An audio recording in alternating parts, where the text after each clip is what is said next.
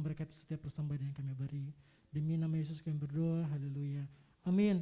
Selamat memberi Bapak Ibu Saudara, Tuhan Yesus memberkati.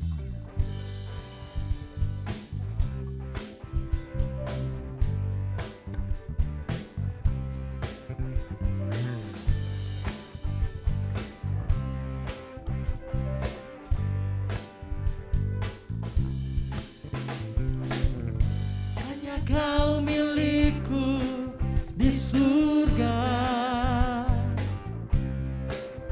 tiada yang ku ingini di bumi, hanya Kau. Tak ku andalkan kekuatanku,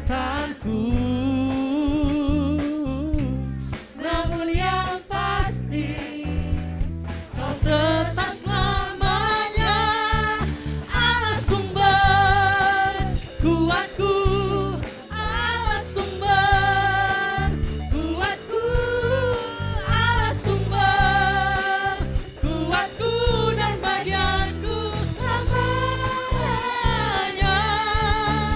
selamanya.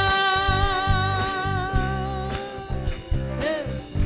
Kita mau katakan sekali lagi, Tuhanlah milik kami. Hanya Kau milikku di surga, tiada yang ku ingini di bumi, hanya Kau. Tak ku andalkan, tak ku andalkan kekuatanku, namun yang pasti Kau tetap selamanya Allah sumber kuatku, Allah sumber kuatku, Allah sumber kuatku dan bagianku. Katakan Allah sumber kuatku, Allah sumber, yes, kuatku, Allah sumber kuatku, Allah sumber kuatku dan bagianku selamanya. Katakan selamanya, selamat. Sekali lagi selamanya, selamanya. Yes, selamanya. Terima kasih atas persembahan yang kami berikan. Tuhan memberkati. Dan saat ini kita akan mendengarkan pengumuman. Shalom. Sehat semua ya. Anugerah Tuhan luar biasa. Ya, terima kasih Pak Silas yang telah siaran firman Tuhan. Pagi hari ini kita jangan dibelenggu lagi ya oleh adat istiadat, ya, peraturan-peraturan duniawi, aturan-aturan dan sebagainya yang memang itu membuat hubungan kita dengan Tuhan terganggu. Bukan berarti kita mengabaikan aturan dunia, tidak boleh juga. Ada aturan-aturan dunia yang perlu kita ikuti dan juga jangan sampai aturan itu membelenggu kita. Itu yang dimaksud oleh Rasul Paulus kepada jemaat di Kolose. Ya, kalau pengalaman contoh konkretnya, saya main bangunan kurang lebih 25 tahun. Hampir 30 tahun saya kerja di bangunan di proyek ya. Dulu kalau setiap orang memulai proyek kan harus apa? Sesajen dulu ya, selamatan. Kalau saya enggak, cukup saya berdiri di tengah lapangan, saya berdoa. Saya minta pada Tuhan, Tuhan turun tangan agar semua itu berjalan dengan baik. Begitu. Lalu pada waktu mau tutup atap, ya, mereka seringkali pasang apa? Bendera. Pasang apa lagi? Pisang dan sebagainya. Lalu tempel paku emas di balok noknya. Sebelum tutup atap, itu aturan-aturan dunia. Tapi saya tidak. Saya cukup berdoa, Tuhan, Engkau yang memimpin, Engkau yang akan menyudahi semuanya itu. Ya, itu aturan-aturan. Kita sebagai anak Tuhan tidak bisa dibelenggu lagi, gitu. Ya, termasuk situasi kondisi. Ketika saya ingin mengecor suatu proyek, awan mendung, gelap sekali. Ya, kalau orang dunia bawa apa? Bawa bawang sama cabai supaya jangan hujan. Nah, tapi mandor saya bilang begini, urusan mendung, urusan Pak Budi ntar, dia masih berdoa. Nah, istilah kita sebagai anak Tuhan tidak dibelenggu oleh aturan seperti itu, tapi kita berdoa pada Tuhan. Ya, Tuhan turun tangan, akhirnya saya dapat ngecor tanpa turun hujan, walaupun mendung. Pengecoran telah berjalan dengan baik, selesai 4-5 jam sudah agak keras turun hujannya. Begitu. Dan itu sering kali saya alami. Maka itu kita harus belajar jangan sampai semua itu membelenggu kita. Ini adalah suatu pesan daripada Rasul Paulus melalui hambanya Pak Silas. Terima kasih Pak ya. Sama berkati kita semua. Ada beberapa hal yang saya akan sampaikan. Pertama, kalau kita sampai hari ini dapat ibadah, hadir di gereja dan sehat, itu anugerah Tuhan semata. Amin. Ada 2 peristiwa yang teman dekat saya, hamba Tuhan, bilang begini, Pak Budi, sebenarnya saya mau kepengen mulai ibadah di gereja. Pada waktu mau mulai, jemaat ada yang kena COVID, jadi nggak jadi, tutup lagi. Dia bilang katanya. Itu satu. Yang kedua ada lagi. Ini masih satu paguyuban dengan di Petamburan, grup di Petamburan. Sudah mau mulai ibadah, udah siap, semua dipersiapkan dengan baik. Nggak taunya gembala dan keluarganya kena COVID, nggak jadi lagi ibadah lagi.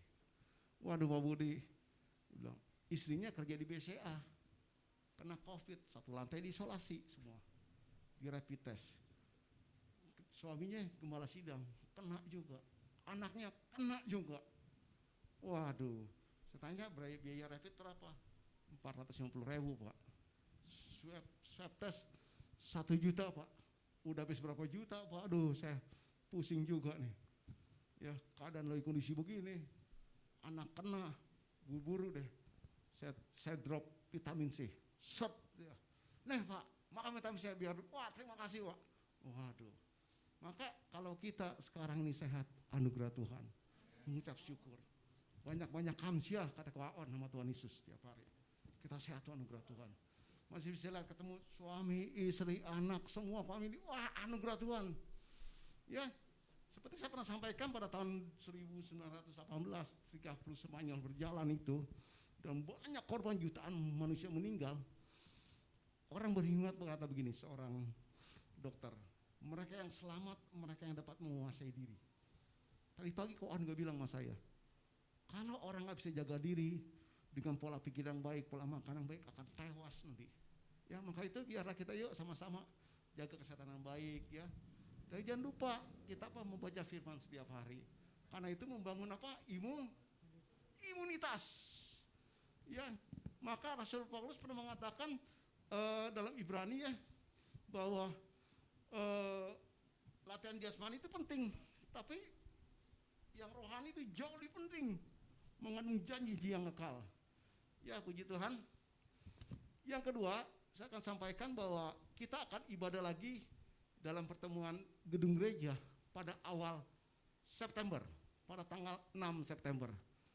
Adapun dasar pertimbangan saya dan beberapa tua-tua jemaat, karena perkembangan COVID di Indonesia makin menurun, makin meninggi. Kemarin 2.500 dan DKI rekodnya tertinggi. Ya Angel ya, tertinggi. Waduh, ngeri sekali. Gitu. Dan banyak ada beberapa gereja yang terkena COVID ditutup langsung, isolasi. Ya, maka kita harus benar-benar jaga dengan baik. Dan saya bersyukur kita jemaat yang patuh semuanya. Semua pakai masker, cuci tangan, fase 1, kita jaga jarak, sebelum ruang ibadah disemprot dulu, ntar habis ibadah selesai semprot lagi. Saya jaga, hati-hati benar. Saya berdoa Tuhan jangan sampai terjadi apa-apa. Ya, maka yuk kita jangan sama jaga-jaga kesehatan dengan baik. Yang ketiga adalah selama kita ibadah online ya, saya melihat ada sedikit penurunan jemaat yang mengikuti ibadah online. Ya, beberapa tandanya adalah mereka tidak tahu pengumuman. Bahwa saya menyampaikan pengumuman dia nggak tahu, berarti jemaat itu tidak ikuti ibadah online. Dan juga rating dia punya yang melihat itunya tuh yang buka YouTube itu ketahuan berapa jumlahnya makin menurun. Ya. Maka saya berharap ya Bapak Ibu sekalian, ya, kita harus berdamai dengan diri kita sendiri. Salah satu ciri khas orang yang berdamai dengan dirinya sendiri, dia sangat menghargai keluarganya, menghargai lingkungannya, dapat menerima keberadaan apapun. Inilah gerejaku. Walaupun kecil, aku bangga dengan gerejaku loh. Ya, walaupun teknologinya masih terbatas, tapi aku bangga. Maka aku mau ikutin YouTube ya. Setiap minggu ada ibadah, ikutin. Karena nih, waduh, tim multimedia kita berusaha semakin bagus loh. Dan saya dapat pengakuan dari beberapa hamba Tuhan. Waktu saya share daripada YouTube kita, dia merasa, waduh Pak Budi, YouTube daripada gereja Pak Budi luar biasa, bagus. Dia bilang gitu. Masa orang lain aja bilang bagus, tapi dari orang dalam sendiri pada nggak lihat, pada nggak nonton, nggak tahu pengumuman, ya firman Tuhan ditanya nggak tahu. Aduh, jangan gitu. Ya, saya belajar menghargai. Setiap ada ibadah online saya ikuti dari awal sampai akhir, sampai doa berkat. Istri saya, anak saya saksi, dan saya melakukannya. Saya belajar menghargai. Inilah karya daripada pemuda-pemudi kita di gereja kita. Yuk sama-sama ikuti, ya, supaya kita jangan kita banggain gereja orang lain. Wow, dia gitu hebat nih, hebat enggak. Tapi kita coba belajar menghargai karya dalam orang kita sendiri, ya, gitu. Ini hari kita baca Alkitab Yeremia berapa? 35 sampai 37. Bicara soal Tuhan bilang kepada Yeremia supaya menuliskan perkataan Tuhan melalui juru tulisnya Baruk. Lalu Raja Zedekia dari Yehuda setelah mendengar berita itu, dia apa? Membakar firman Tuhan itu. Apa akibatnya? Tuhan kirimkan malapetaka untuk raja ini. Karena apa? Orang yang tidak menghargai firman Tuhan, Tuhan hajar, Tuhan pukul. Ini sangat memberkati saya. Tadi pagi saya baca, selesai. Saya ikuti pelan-pelan. Renungan, saya baca. Saya menghargai karya orang dalam sendiri. Saya menjunjung. Ya, maka itu yuk kita sama-sama aktif, ya, ambil bagian. Jangan sampai khotbah online gereja orang lain diikutin, tapi gereja sendiri nggak diikutin, nggak tahu yang khotbah apa, ada di mana ibadahnya nggak tahu. Jangan sampai kejadian gitu. Ya biarlah kita yuk sama-sama menghargai. Itu tanda kita selesai dengan diri kita.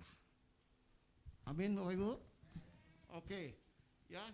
Kemudian kemarin kita dapat sukacita bahwa Bapak Aser dan Ibu Ani telah dianugerahi hadirnya seorang anak laki-laki, baby boy, ya, namanya Evander Suasani. Iya susah juga namanya tuh. Laspeto, ya.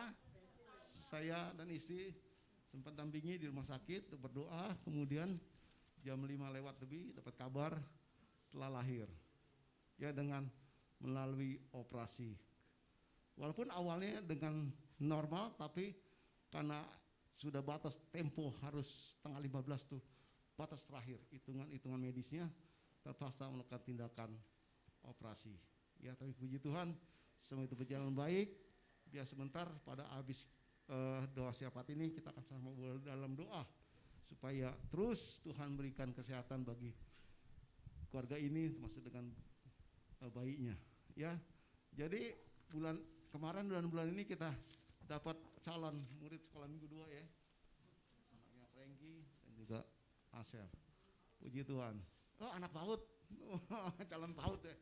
Ya, PAUDnya jangan jauh-jauh, ya, sini aja, ya. Murah meriah, nggak pakai ongkos, lagi jalan kaki, ya, enggak. Ya, kabar gembira juga PAUD kita terus berkembang, ya. Banyak dari TK, dari Tunas Bangsa pada pindah kita. Tapi karena kita ini sedang pandemi ini kita batasin. Jadi kita telakin juga, ya. Karena kita terbatas sekali tempatnya, apalagi